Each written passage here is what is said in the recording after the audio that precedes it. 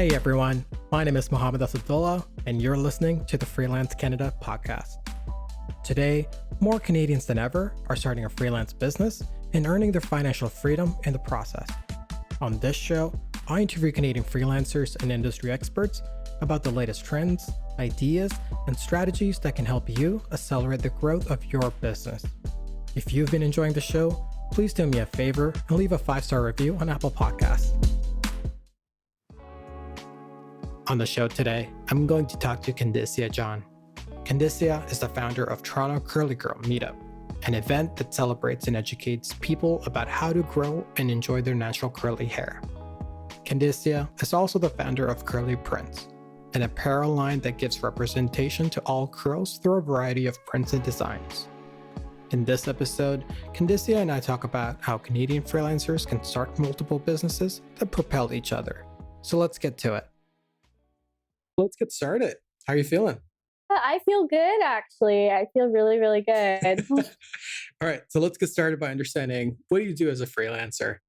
I own 2 businesses. So the businesses kind of work together because they're kind of along the same theme.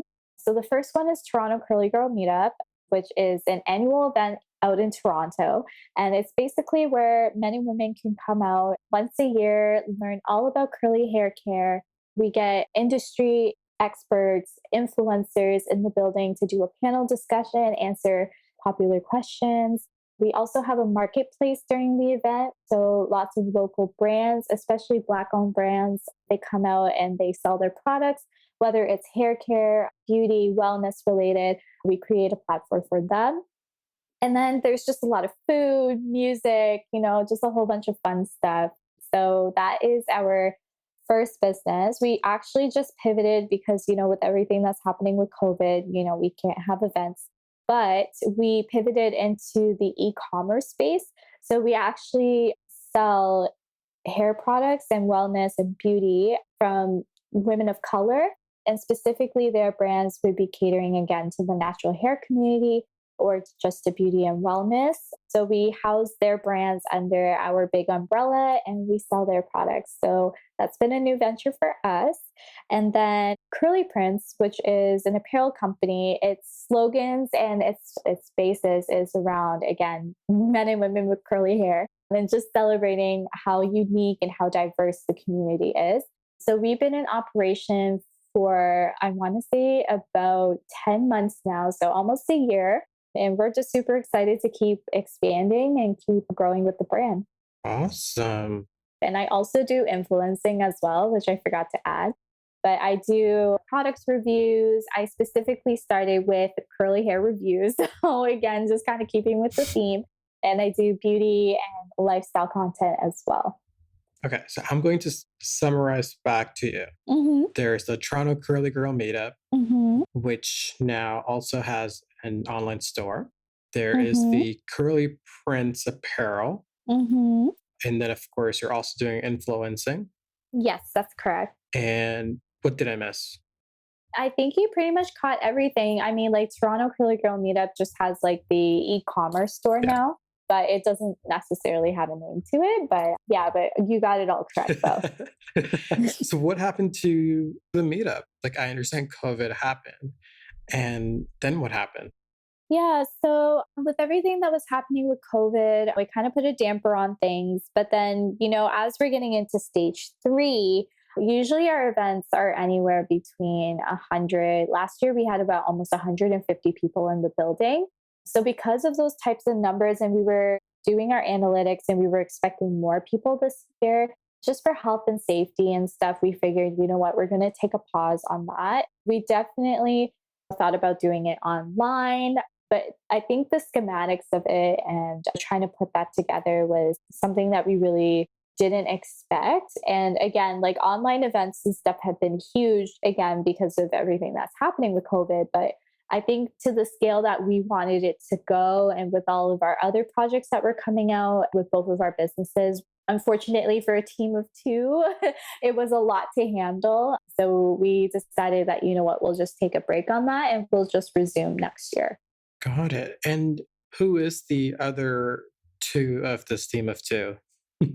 Yeah, so the second person is Camilla. She's actually my sister. Ah. So we own Curly Prince as well as Toronto Curly Girl Meetup together.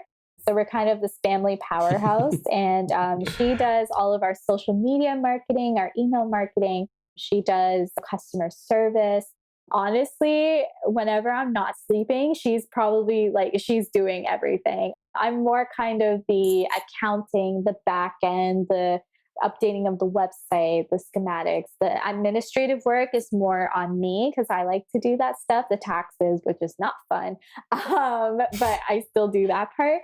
And then my sister does more of again, the social media marketing and, those things. And how did that come about? Were you two just like, hey, we're sisters, we should start doing freelance work together? Or like we both have curly hair, let's do something about it. Yeah. So at the time, I was just doing my influencing and I had just started. And she just was in her marketing degree at the time. And she really wanted to understand the world of influencer marketing and stuff because it was so new. So I decided, you know what, like, why not test it on me? Like, I don't see why not. We're in the same house. Why not? So she was like responsible for my sponsorship emails, like keeping me on track in terms of like my posting schedules and all that stuff. And then I had spoken to her and I was like, you know what, as an influencer, I would love to go to, different events and stuff. But a lot of what was in my niche, the events were over the border. Mm. So, like Essence Fest, the BET Awards, the World Natural Hair Show, Curl Fest, all of those things were like New York and further down south. And I was like, you know what, I would love to go, but, obviously it's expensive for you to go, especially if you're not on their radar, you're not on their PR, and you're just kind of going there just to kind of get a feel. But it was very expensive to do all those events, in 1 year. So I was like, you know what? I wonder if there's anything like that in Toronto. And we had looked it up. And to be honest, there were like a couple, but just not on the scale that we were looking at. And shoot, I was like, just putting it out there. And I was like, you know what? Toronto should definitely have an event for curly hair women. And that's, like we kind of just thought about it. And I was like, you know what? It would be crazy if we did it together. And she's like, you know what? I don't see why not. And I was just like, all right, okay, let's put our crazy brains together and let's figure this out. So we actually put on our first event in less than 3 months, Wow. which was absolutely insane, but we happened to pull it off. And ever since then, we've been doing it. Right. And how long ago was that? So we started in 2018. That was our first event, was in 2018. Got it. And you obviously had a following before that. So how did you get started with your influencing, or how did you get started with freelancing? Yeah, so I had started like doing the influencing just kind of on the side. At the time, I was still working part time, but I was just kind of, doing my 9 to 5 and then my 5 to 9, my passion work, which was more, the influencing. And then again, trying to add more projects and add more companies to, I guess, my register. It's definitely been something that I've added alongside. But yeah, it's definitely kind of just kind of evolved on its own. I don't really think I really had like a start moment where I was like a light bulb went off and I was like, you know what, I should just quit my job and just completely, do this freely. It was just something I kind of just added as I was going along. And as I had business ideas and I saw the need, especially from being an influencer and seeing where my pain point, well, my customers and my audience's pain points were, creating businesses based off of pain points and kind of filling in that niche was something that I've always done.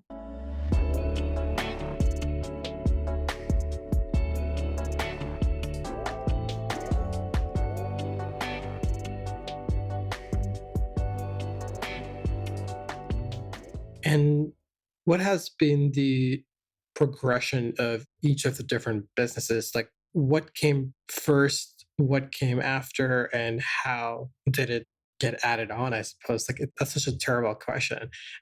Yeah, But no, it's no problem at all. Yeah, like I think each of them actually just got added as, again, like I saw kind of a need. So the influencing definitely came first. And like I mentioned before, like wanting to go to an event as an influencer and trying to find something here in the Toronto area That was my pain point. And then we started to do, polls and stuff like that on my Instagram story. And I noticed that a lot of other Toronto women were interested in something like this. So then that's when we tacked on Toronto Curly Girl Meetup.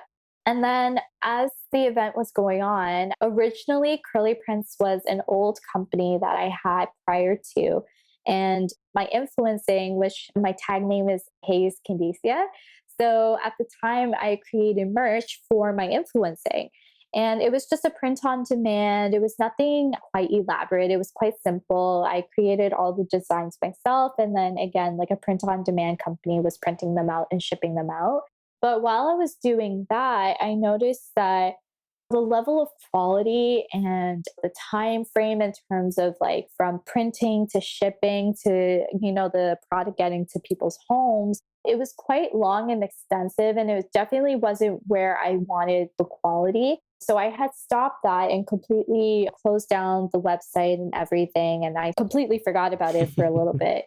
And then some people had brought it up again and said, like, you know what, we would love to have your shirts again, or it would be really cool if you had your own branded shirts or something. And I didn't necessarily want to go back into merch for myself, but again, doing a little bit of polls and analytics and stuff like that, I noticed that that was kind of something that was wanted. And I looked at the Toronto area again, and I noticed that there wasn't companies that were doing slogans and stuff geared towards natural hair in the area.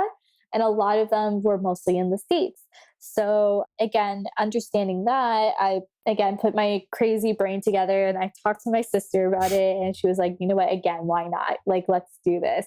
So it was kind of, I used my knowledge from my merch website, but this time, instead of doing it a print on demand, we actually have somebody who prints it out. We're in charge of quality, we're in charge of the shipping, the branding, everything. So we're really at the forefront of that, which I'm so happy we made that decision. And I find that our customers are way happier and overall way more pleased than when I had the merch website. And now, of course, you have the online stores and in-person meetups are, I guess, who knows when that's going to be back.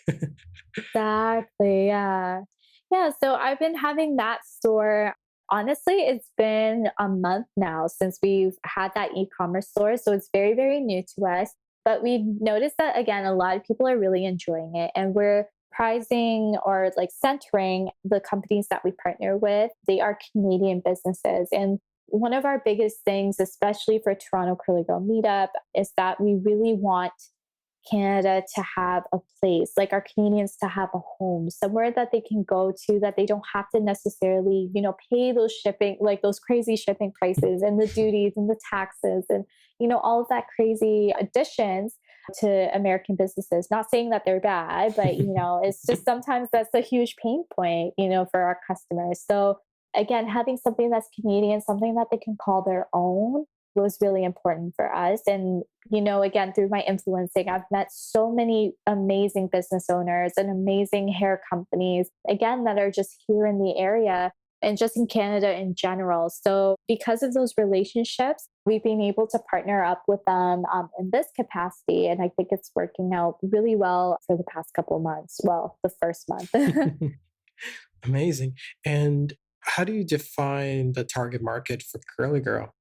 So, in terms of defining it, for Toronto Curly Girl Meetup, we had started out with women around, the ballpark age of where my influencing was. So, my audience, a lot of them are within the ages of 25 to 34. And they are women who are in professional jobs. So, within that, like 50,000 to 60,000 salary mark. So again, using those analytics and building our brands, we look at our analytics, if not on a daily basis, we look at them at least on a weekly basis. So we're very in tune as to, who is in our radar. We do have men that are on our platform as well. So, they enjoy our content as well. But again, 94% at least for right now is women. And they're again between the ages of 25 to 34. Our second category is anywhere between 18 to the 25 mark. So yeah, like usually around that age point is where they're at. And again, it's looking back at our analytics all the time, seeing where it's shifting, seeing where our content is really getting to them and see what they're most engaging with. But again, like Instagram analytics is beautiful. It helps so much. Even our web store analytics is great as well. We use Squarespace as our platform. So even using their analytics again is really key in helping us figure out where we're at in our business. So it seems that each of the businesses were a natural progression on the basis of you being an influencer for curly hair. And so you had the audience and a platform as an influencer, which led you to then host your own Curly Girl Toronto meetup. From there, you later decided that, hey, let's spin up the Curly Prince online store again. And of course, as COVID happened, the meetup shut down, but then you moved everything online and now have an e commerce store. Have I captured that story well so far? Yeah, no, you're definitely on the ball with that for sure. So, what's been the challenges of running all of these multiple business? And yes, you aren't alone. You're working with your sister, but even then, I feel like that just adds another dynamic to all of these moving pieces. So, how have you been dealing with all of this? I mean, I would love to say it's flawless, it's easy, but that would totally be a lie, especially with my personal life and still working in a full time atmosphere. But it's definitely been quite challenging, at least personally for myself, having to balance. All the businesses and being present and making sure that things are getting done in a timely manner is challenging at times. But I think what has really helped my sister and myself, communication is key.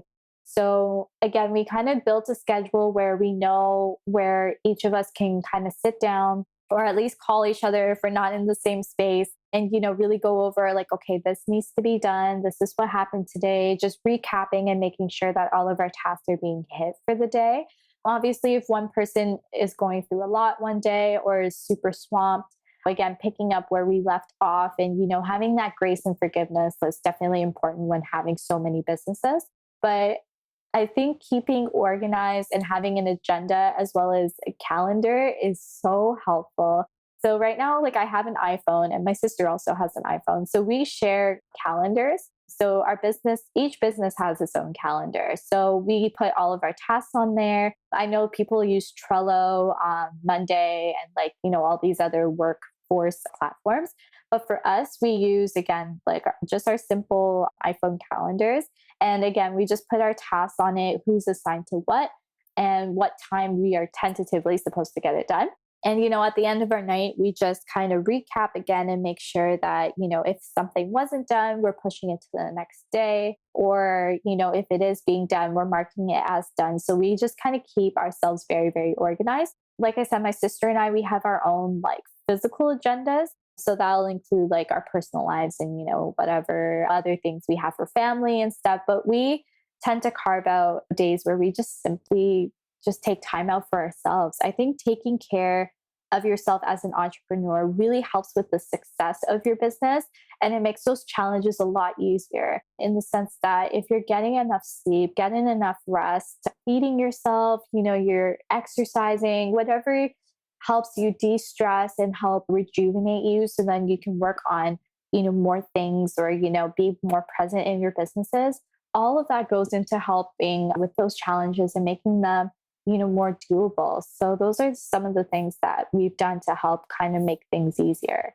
And in regard to the calendar system that you have, what is in those calendars? Like, what kind of things are you writing down to better be able to keep track of each of the different businesses? Yeah, so like I said, like each business has its own calendar and they're actually color coded as well. So that, I mean, it's kind of nitty gritty, but like we love it. So what we'll do, like we'll write down, like for example, if something needs to be posted on Instagram, what day it needs to be done and what time and what type of content it is, especially for our Toronto Curly Girl meetup, like our e-commerce store. The way that we have it structured is that each of the businesses that are partnered with us, we give them 1 week of like pure advertisement. So we don't mix and match the companies together just because we want each company to have their own shine, have their own advertisement. So they're not kind of like competing for space. So again, keeping that on the calendar for sure was something that we tend to do. Even for my influencing, again, like when to take sponsored photos, when to put it out. My YouTube posting schedule is on our calendars as well. Responding to emails, especially if it's business related or meeting related, all of our meetings and stuff are also on there as well. And sometimes even little tasks like going to the store and like making sure that we have like enough pens, enough highlighters. We personally like handwrite all of our thank you cards for each of the purchases for both of our businesses. So each person that orders gets a personalized note from us. So again, just making sure that we have enough supplies, our mailing supplies are all stocked. All of that goes on our calendars and stuff as well. I like that a lot. I like that there is so much transparency, which I feel would only improve the collaboration between you and your sister as well. What has been her thought process in terms of working with you and adding multiple lines of businesses? I think like she's definitely had a lot of fun with it. I think because she's more on the forefront, she's definitely more, I call her like my manager because she honestly like manages everything.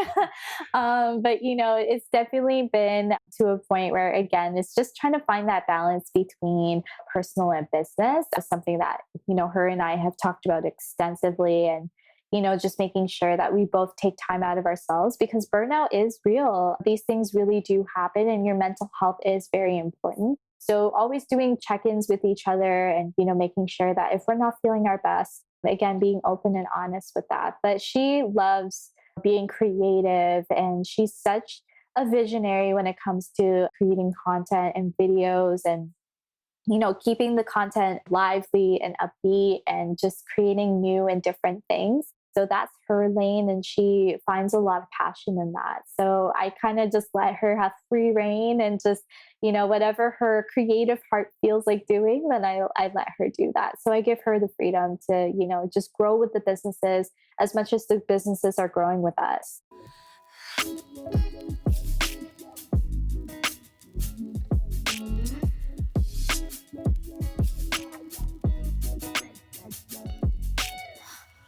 For Canadian freelancers that are thinking about adding another line of business, what are some of the things they should be thinking about before they add another line of business? Or maybe they already have another line of business, but now they want to expand a little bit further.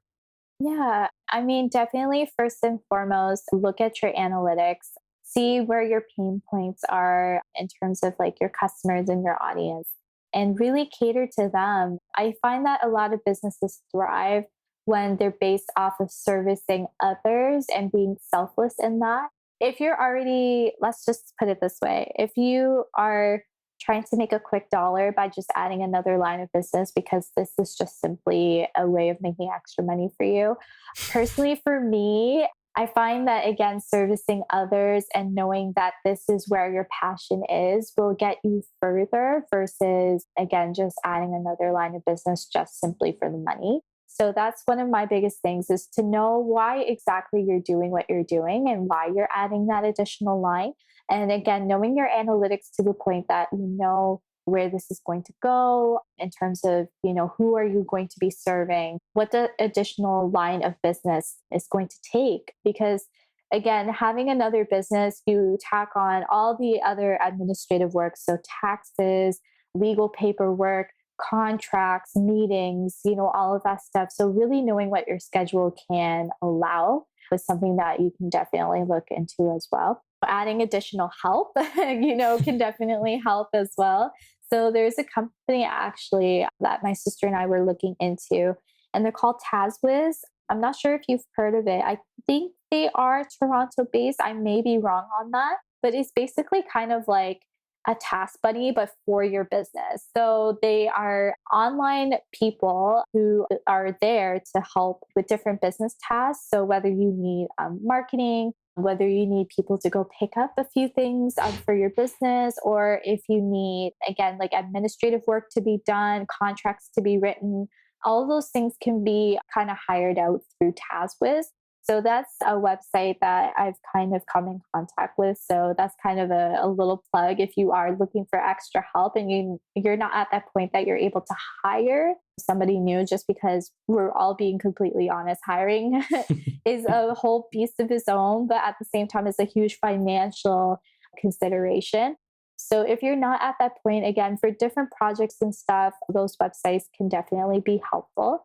And I think, again, like as long as you're doing it with a mindset of serving others and the quality of your customer service will stay the same, if not improve, with adding an extra, line of business, then I say go for it. Because again, it's your customers that who drive your business. If they are happy, they love your service, they love your quality, they're going to come back. And just treating people like people is something that my sister and I were very, very big on. Like if a customer, for example, we had somebody recently who wanted to buy one of our shirts for a friend.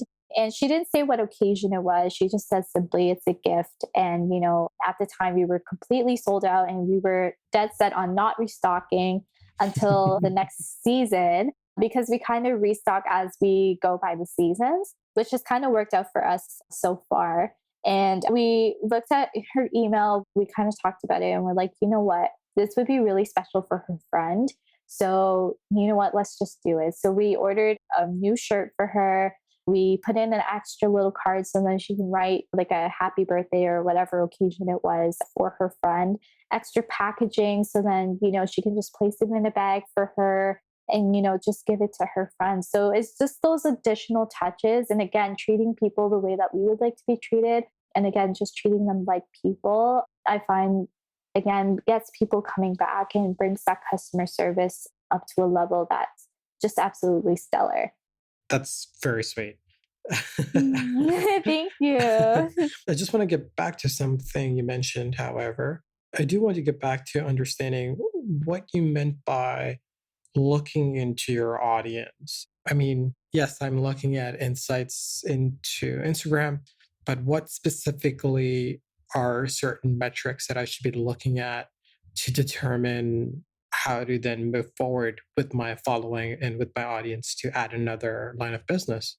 Yeah. So some of the analytics that I would look into is your audience. So again, like who they are, what age group they're in. Because if you're, let's just say you're catering, like a lot of your audience is within, I'm going to pick something silly, but let's just say between the ages of 3 to 5. I mean, it's most likely their parents that are paying for these things. But then, parents, they want the best for their children. So making a purchasing decision might take a little bit longer than somebody, for example, who is 18 and really into makeup.